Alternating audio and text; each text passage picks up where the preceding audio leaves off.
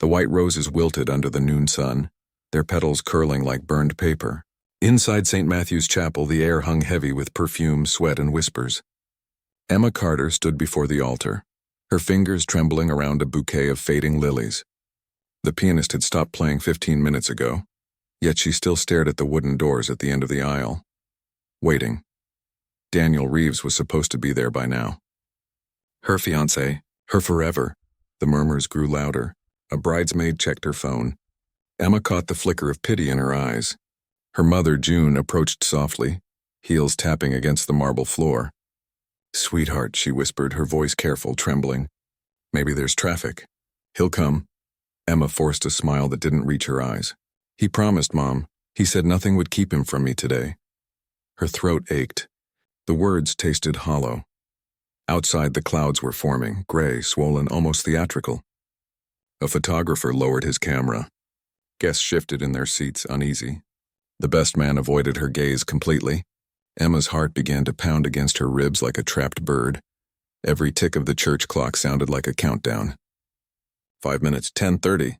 Then the priest stepped forward, clearing his throat. "Miss Carter, perhaps we should—" "No," she interrupted, her voice breaking. "He's coming." But he didn't.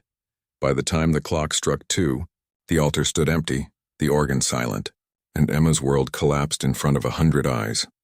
She stumbled outside, into the sharp wind that carried whispers from every direction.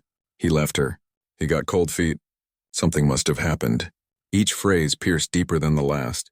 The hem of her dress dragged through the gravel as she walked to the car Daniel was supposed to drive. It wasn't there.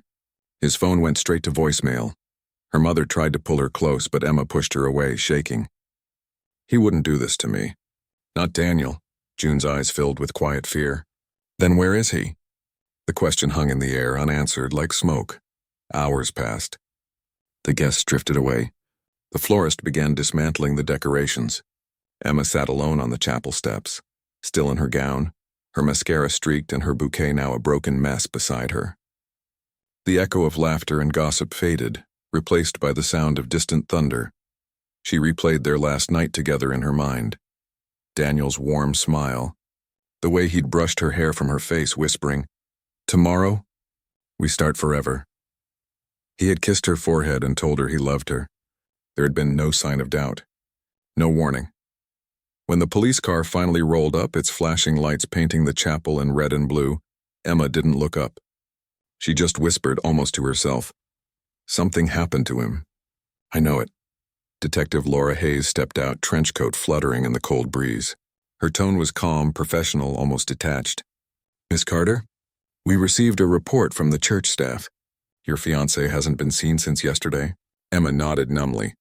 "He's missing. You have to find him." Hayes exchanged a glance with her partner. "We'll start by checking his apartment and vehicle records." Emma stood, her body trembling but her voice steady. "Please, he didn't leave me." "He can't have."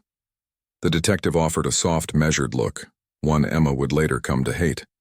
"We'll see what the evidence says." As the officers left, the rain finally began to fall, slow, deliberate drops darkening the ground like spilled ink. Emma lifted her face to the sky, her tears indistinguishable from the rain.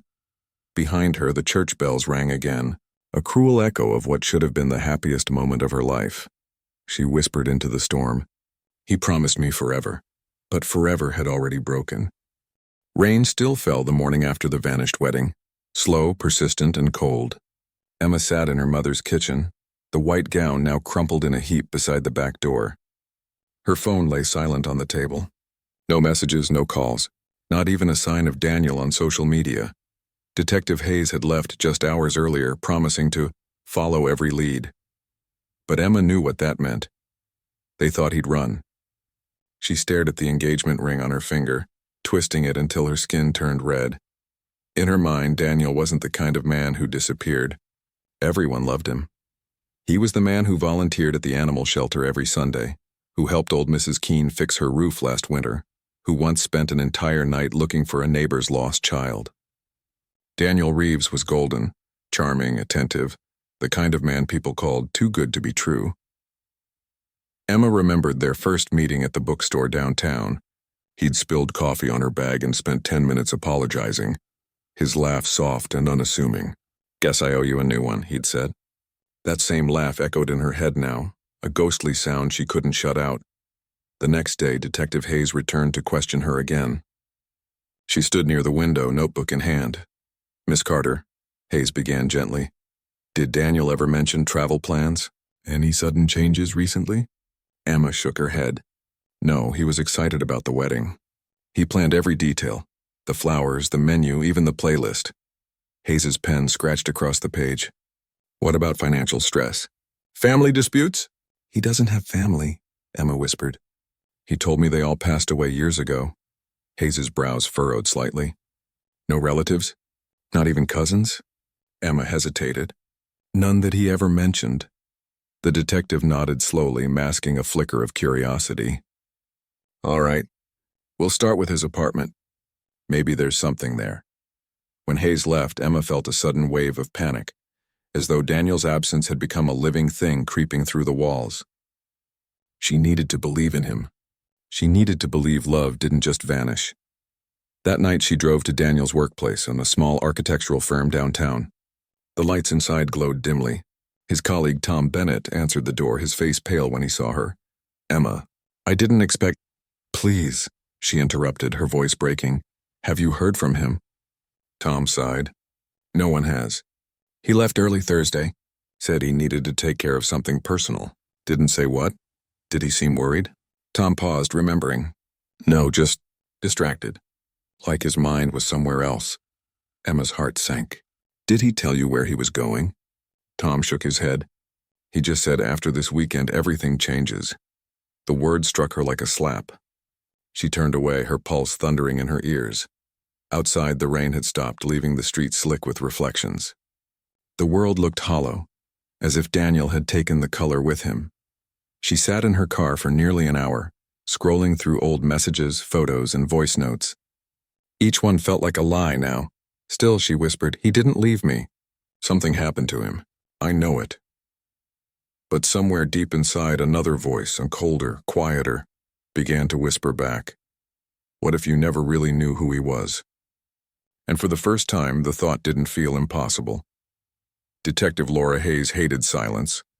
It was the kind of quiet that followed her into every investigation. Thick, waiting, almost judgmental.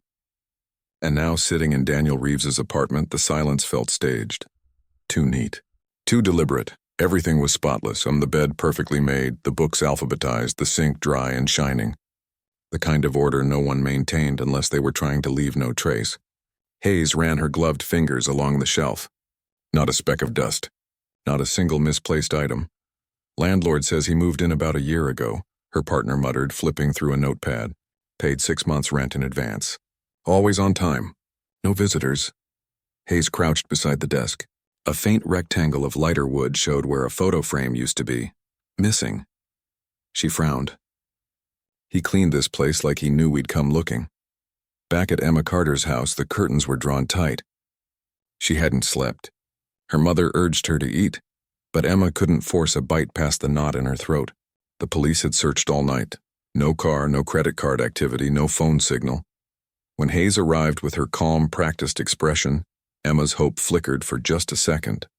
"Did you find anything?" Hayes hesitated. "We found nothing. That's the problem." Emma blinked. "What do you mean, nothing?" "His wallet, passport, and laptop are gone. No travel bookings, but he withdrew most of your joint account 2 days before the wedding." Emma stared, the words slicing through her. "No, you're wrong. He wouldn't—" "Miss Carter," Hayes interrupted gently. "Sometimes people prepare for a disappearance." Emma shook her head violently. "You think he ran away? That he just planned this?"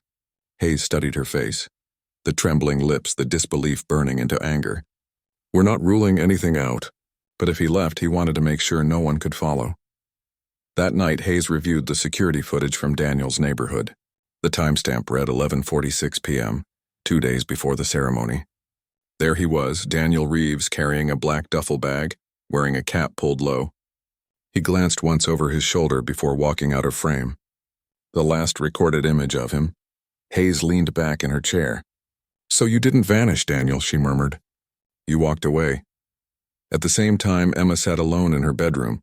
surrounded by fragments of their life together, photographs, cards, and handwritten notes. She flipped open one of his letters, reading his careful script. "No matter what happens, remember I chose you."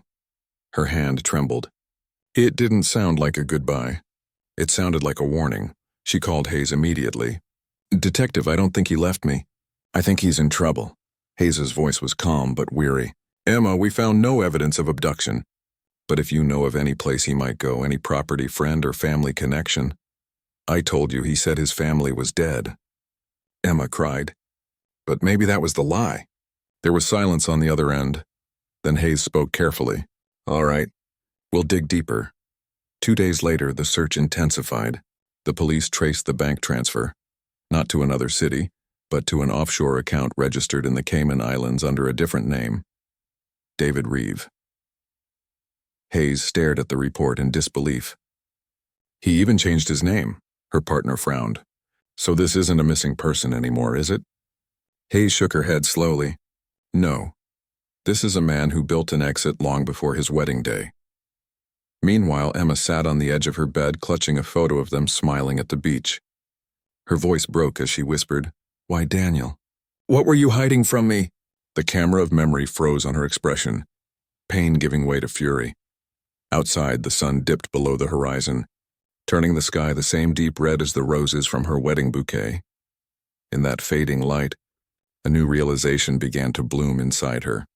Maybe Daniel hadn't just disappeared. Maybe he'd been someone else all along. The call came on a gray Tuesday morning, 3 days after the discovery of Daniel's offshore account. Detective Hayes was buried in paperwork when her phone buzzed, an unfamiliar number flashing across the screen. "Detective Hayes," she answered. Her tone clipped. The voice on the other end trembled. "I need to speak to someone about Daniel Reeves." Hayes straightened. "And you are?" A pause, shaky breathing. "My name is Claire Summers. He's my fiancé. He's missing." For a moment, silence consumed the room. Hayes's pen froze midair. "Could you repeat that?" "I said my fiancé's missing. Daniel Reeves. He left 2 days before our wedding." Hayes closed her eyes briefly, the realization cutting deep. Same man, same story, same date. "Miss Summers, I think you'd better come in." Emma sat across from Hayes in the precinct conference room, pale and restless. The air smelled of stale coffee and metal. When the door opened, a woman in her early 30s stepped in, neat auburn hair, trembling hands clutching a folder. Their eyes met, and in that instant both understood something that words could never say. Hayes broke the silence. "Emma, this is Claire Summers." "Claire, this is Emma Carter." Neither spoke. Finally, Claire whispered, "He told me he was alone, that he'd never been married. He said I was his only family." Emma's breath caught. "He told me the same," Claire's voice cracked. "Our wedding was supposed to be last Saturday. He disappeared on Thursday night." Emma's hand tightened around the edge of the table. "My wedding was the same weekend." The air thickened, disbelief giving way to a quiet, horrified understanding. Hayes laid out 2 photos on the table. Daniel with Emma, Daniel with Claire. Same smile, same suit, same promise. The women stared at them like mirrors reflecting 2 different nightmares. Emma finally spoke, her tone sharp, breaking through the fog. "He proposed to you too?" "Yes," Claire said softly. "Last Christmas. He said we'd spend forever together. He even gave me his mother's ring." Emma's head snapped up. "He gave me that ring," Claire blinked. "Excuse me? The one with the sapphire stone?" Claire nodded, tears spilling over. "Oh, God." The detective watched quietly as the truth settled, each word another fracture in their illusions. Emma leaned back, her voice hollow. "He wasn't just running from me. He was running from both of us." Hayes tapped her pen against the desk. "We ran a background check on Daniel Reeves. No official birth record, no tax history before 2019. It's likely he's using an alias." Claire covered her face. "I don't understand." "Who is he then?" "That's what we're going to find out," Hayes replied. "But I'll be honest. Everything points to long-term deception. Financial fraud may be worse." Emma stared at the table, voice low. "He said he loved me." Claire's response was barely audible. "He said that to me too." After the meeting, Emma stepped outside, the cold wind whipping her hair. She leaned against the brick wall, trying to steady her breath. Claire followed, standing a few feet away. "I used to think he was the best thing that ever happened to me," Claire said quietly. Emma looked at her, tears glistening in her eyes. "No, he was the best liar either of us ever met." They stood there in silence, two strangers bound by the same betrayal. The city hummed around them, traffic sirens, life continuing as if nothing had shattered. But Emma knew this wasn't over. If Daniel had built lies that deep, then somewhere beneath them was a truth dark enough to make him vanish, and she was going to find it, no matter how much it hurt. The rain hadn't stopped in days. It fell against the windows of the precinct like an unending whisper, as if the sky itself was trying to tell the truth Daniel Reeves had buried. Detective Hayes stood before the evidence board. Photos of Emma, Claire and Daniel pinned beside printouts of financial transactions, flight records and property files. "Every lead runs cold," her partner muttered. "No digital footprint before 2019, no family, no school records. It's like he just appeared." Hayes traced a finger along the photos. "Nobody just appears. They erase." Emma sat in her car outside the police station, gripping the steering wheel. She'd spent the morning with Claire, sifting through every memory of Daniel like picking glass from a wound. Every word he'd said now felt scripted, the gentle reassurances, the smiles, the practiced empathy. Claire had brought a small box of his things, a watch, letters, and a photograph of Daniel holding a stray dog. Emma stared at the image for a long time. Even now his face radiated warmth, sincerity. How could that face belong to a liar? When Detective Hayes called her inside, Emma was barely holding herself together. "We found something," Hayes began. "Not much, just fragments, but enough to paint a picture." On the table lay several printed documents. Emma leaned closer, her heart pounding. 2 years ago, Daniel, or someone using his alias, worked as a private consultant for a finance firm in Seattle. He was dismissed after a client accused him of embezzlement. Before that, another company filed a similar complaint, but the charges vanished. Emma swallowed hard. "So he's a criminal?" "Not just a thief," Hayes replied grimly. "A manipulator. He targets women, gains trust, merges finances, disappears." Emma's stomach twisted. "You're saying he's done this before?" Hayes nodded. "And not just once.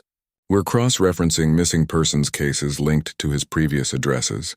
2 women, both romantically involved with him, had vanished. Neither case was solved." Emma felt the air leave her lungs. "Oh my God." Hayes slid a thin folder across the table. Inside was a photograph. A young woman with dark hair and a bright smile. "Lila Dawson," the detective said. "She went missing 3 years ago. Her last known contact? Daniel Reeves." Emma stared at the picture, her fingers trembling. Lila's eyes looked kind. Familiar, even. "He told me about her," she whispered. "Said she was an ex who became obsessed with him. He made me pity him." Hayes exhaled sharply. "That's what he does. Rewrites the story before anyone else can tell it." For a moment, neither spoke. The only sound was the steady hum of the fluorescent light overhead. Finally, Emma whispered, "What if she's still out there?" Hayes gave her a measured look. "Then we'll find her, but Emma, if Daniel's connected to those disappearances, you need to understand something." "What?" Hayes's voice dropped, cold and deliberate. "You might have been next." Emma froze. The room spun slightly, her pulse racing. A realization clawed its way through her. Every kind gesture, every compliment, every forever he'd whispered had been part of something darker. As Hayes gathered the files, she added quietly, "We're going to recheck Daniel's office. If he hid anything, it'll be there." Emma nodded numbly, gripping the photograph of Lila. Outside, thunder rolled across the horizon, deep, distant, and final. In that moment, Emma knew she couldn't just be a victim anymore. She needed to know why he'd chosen her and what else he'd been hiding. The storm hadn't let up. By evening, the streets shimmered with rain, and the city lights blurred into pools of gold and gray. Emma drove alone toward Daniel's old office, windshield wipers thrashing against the downpour. Detective Hayes had promised to conduct a search the next morning, but Emma couldn't wait. Not after seeing Lila's photograph. Not after realizing she could have been next. Her hands trembled on the steering wheel. "If he left something behind," she whispered, "I'll find it." The office building was dark, nearly abandoned.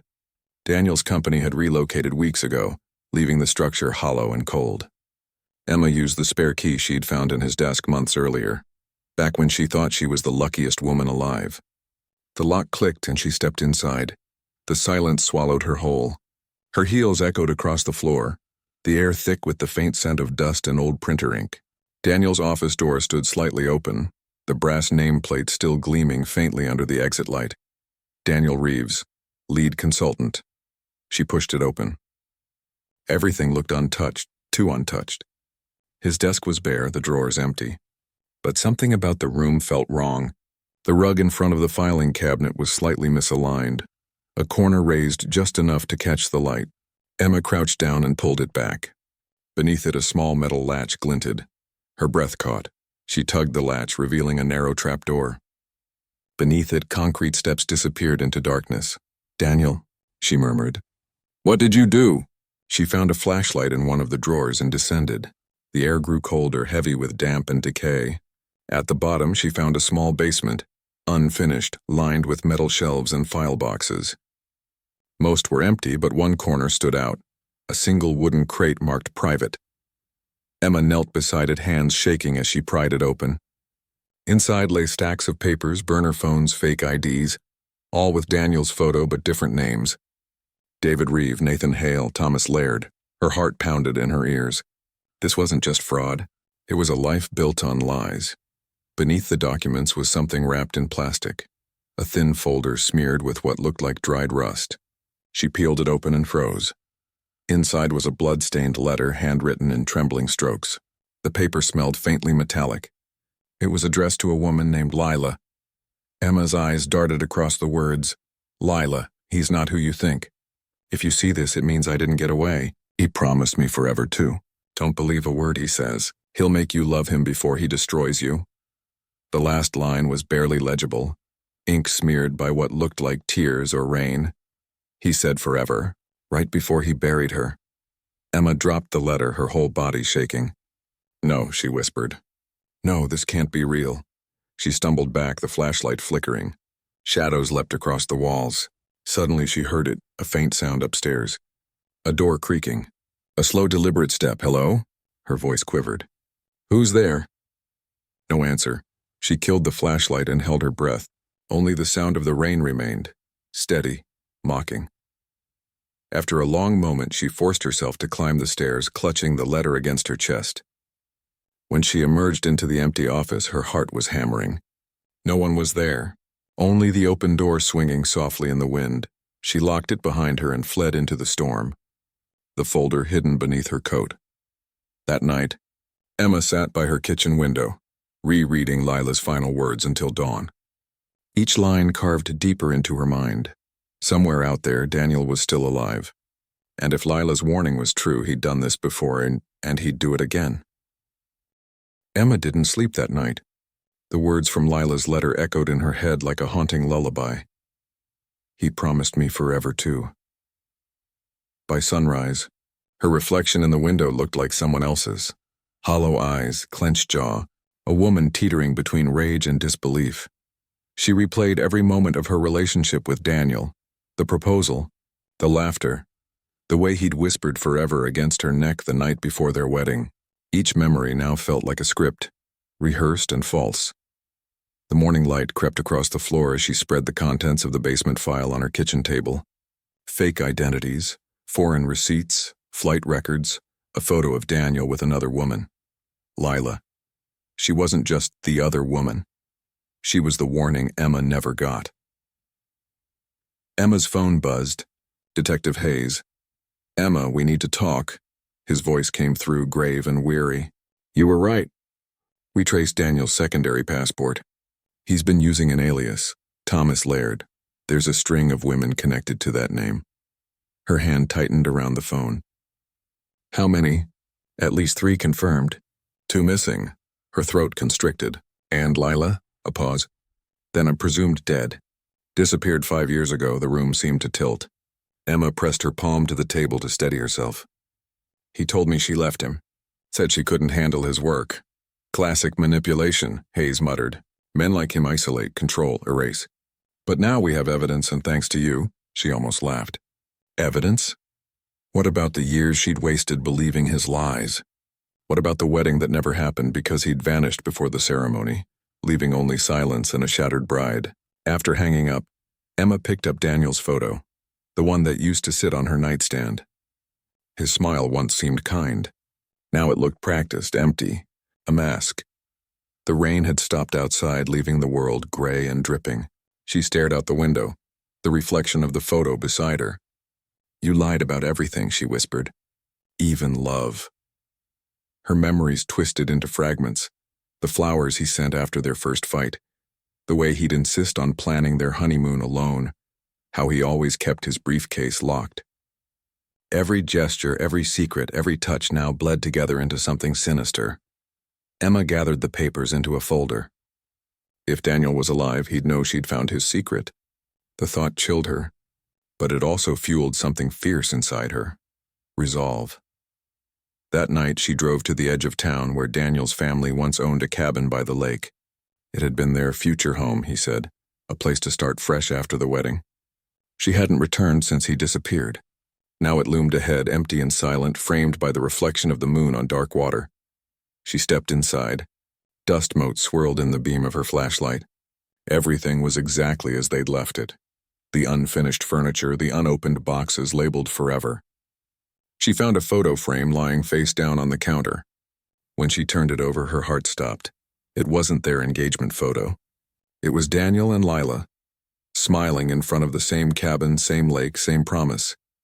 Emma sank onto the floor, the photo trembling in her hands. The lie had always been bigger than her. She wasn't the first. She was just next. Outside, a branch snapped. She froze, eyes darting to the window. Footsteps crunched on the gravel path. "Hayes?" she whispered into the dark. No answer. Another step. Closer. She killed her flashlight and held her breath, heart hammering. Then a silence. Only the lake moved, rippling softly under the moonlight. The night had teeth. Every gust of wind through the trees sounded like a whisper. Faint, deliberate, knowing. Emma stood frozen inside the lake cabin, still clutching the photograph of Daniel and Lila. The storm had passed, but the air carried a sharp chill that made her feel watched. She forced herself to breathe. Maybe the footsteps she'd heard were just animals. Maybe. But the stillness outside felt wrong. Too heavy, too aware. Her flashlight beam trembled as she swept it across the room again. The shadows seemed to stretch and breathe, warping with every movement. She turned toward the window and froze. A muddy footprint marked the porch, just one, fresh. Emma's heart lurched. She backed away, pulse hammering. Whoever had been there hadn't left long ago. She reached for her phone. No signal, of course. Out here, there never was. She took a deep breath, forcing her mind to steady. "You're not losing it," she whispered. "He's real. He's been here." The thought made her skin crawl. Daniel had always loved this place. The woods, the isolation. The stillness, he said, helped him think. She remembered him once saying, "If anything ever happens to me, this is where I'll go." Back then she thought it was romantic. Now it sounded like a threat. She began to search. Every drawer, every cabinet, every box marked forever. Most were filled with useless items. Old paperwork, cheap decor, fake promises. But near the fireplace she found a wooden chest, half hidden under a tarp. The lock was broken. Inside lay a pile of notebooks bound in leather, their pages yellowed with age. The first was labeled Project Forever. Her hands trembled as she flipped through it. Each page was a journal, Daniel's handwriting, sharp and deliberate. Notes about women, names, dates, locations. Her name appeared near the end. Emma Carter, compliant, trusting, ideal candidate. Tears burned her eyes. Every word confirmed what she already feared. She wasn't his fiancé. She was his next project. Suddenly a noise came from outside. The creak of wood, the faint crunch of gravel. She dropped the notebook, heart in her throat. Slowly she approached the window. The moon cast a pale glow over the clearing. Nothing moved. Then just beyond the tree line she saw it. A faint light flickering between the trees. Someone was out there watching. She ducked, pressing herself against the wall, pulse roaring in her ears. Seconds passed, then minutes. The light vanished. Emma grabbed the notebook and fled out the back door, slipping through the woods. Branches clawed at her arms. The ground was slick with mud. Every sound behind her, The rustle of leaves, the snap of twigs, sent her running faster. When she finally reached the road, she collapsed beside her car, gasping for air. Her hand shook as she fumbled for the keys. The headlights blazed to life, cutting through the dark, and for a split second she saw something in the rearview mirror. A man, standing at the edge of the woods, watching her, her breath caught. It was impossible to see his face, but she knew that stance. The stillness. The calm. Daniel. She slammed her foot on the accelerator and sped away, gravel flying. Only when she reached the city lights did she pull over. Her body trembled, her mind spinning. She opened the notebook again and turned to the final page. There, scrawled in Daniel's hand, were 5 words that turned her blood to ice. You were never the last. Emma stared at the words, numb. She wasn't the final victim. Someone else was already marked, and if she didn't stop him soon, someone else would vanish next. The city never felt this quiet before. Even with cars rumbling and sirens echoing in the distance, Emma felt like she was trapped inside glass, sealed off, sound distorted, air too thin. The notebook lay open on her kitchen table, the words, "You were never the last," burning into her thoughts. She hadn't slept since returning from the woods. Every time she closed her eyes, she saw him, standing at the tree line, unmoving, patient. Daniel's shadow had followed her home long before his footsteps ever did. By morning, her phone rang. Unknown number. She froze. The screen flashed again. Unknown caller. Her breath caught. Slowly, she answered. Emma, the voice said. Calm. Low. Familiar. Her heart stopped. Daniel? A soft laugh crackled through the line. You sound tired. You shouldn't go back there alone. It's not safe. Her mouth went dry. Where are you? I could ask you the same, he said. You found the basement, didn't you? You found what I left. Emma's grip tightened around the phone. You killed her, she hissed. Lila, what did you do to her? Silence, then softly, Lila left me, just like you were going to. You're lying. You always said you loved the truth. His tone darkened. Careful what you wish for. The line went dead. Emma's shaking hands dropped the phone. The silence that followed was unbearable. Heavy, electric, alive. She called Detective Hayes immediately, but it went straight to voicemail. Hayes, it's him, she said, voice trembling. He called. He's watching me. Please call me back. She hung up and locked every door, every window. But deep down she knew locks wouldn't stop Daniel. He'd studied her habits, her fears, her weaknesses. Hours passed in restless quiet. The rain began again, tapping softly against the glass. Emma sat by the window staring out at the streetlights. Her reflection in the glass looked hollow, unfamiliar. Then her phone buzzed again. A message, check the mailbox, no sender. Emma's stomach twisted. She glanced toward the front door.